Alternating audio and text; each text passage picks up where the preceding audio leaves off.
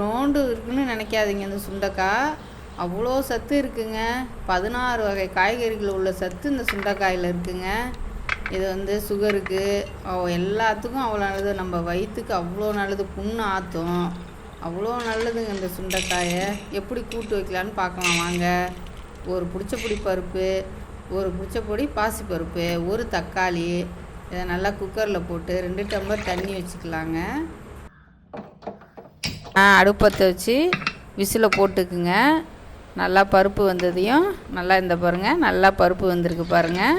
இதை நல்லா ஒரு கடைஞ்சிட்டு நம்ம அடுத்து தாளிப்புக்கு வந்துடலாங்க. ஒரு குழிக்கரண்டி எண்ணெய் ஊற்றி கடுகு போட்டு அடுத்தது கருவேப்பிலை போட்டு நல்லா பொரிஞ்சோன்னே நல்லா வெங்காயம் போடணுங்க. நல்லா வெங்காயத்தை நல்லா வதக்கிட்டு நல்லா 4 பச்சை மிளகாய் போட்டுங்க. அது நல்லா வதங்கினதுக்கப்புறம் நம்ம சுண்டைக்காயை சேர்த்துக்கலாங்க. நல்லா சுண்டைக்காயை நல்லா சேர்த்துக்கிட்டு நல்லா வதக்கணுங்க. நல்லா வதங்கினதுக்கப்புறம்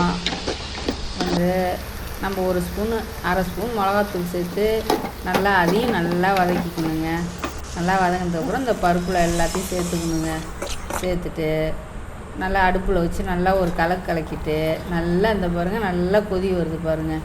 ஒரு கையில் கொஞ்சோண்டு தேங்காய், கொஞ்சோண்டு சோம்பு அதை அப்படியே இடித்து அதில் சேர்த்துடணுங்க. அவ்வளோதாங்க. சூப்பராக இருக்குங்க சுண்டைக்காய் கூட்டு. இப்படி செஞ்சு பாருங்கள். நல்லா குழந்தைங்களுக்கெல்லாம் கொடுங்க. நம்ம சேனலை பார்க்காதவங்க கண்டிப்பாக சேனலை பாருங்கள். உங்கள் ஃப்ரெண்ட்ஸுக்கெலாம் ஷேர் பண்ணுங்கள். கண்டிப்பாக நம்ம சேனலை ஃபாலோ பண்ணுங்கள்.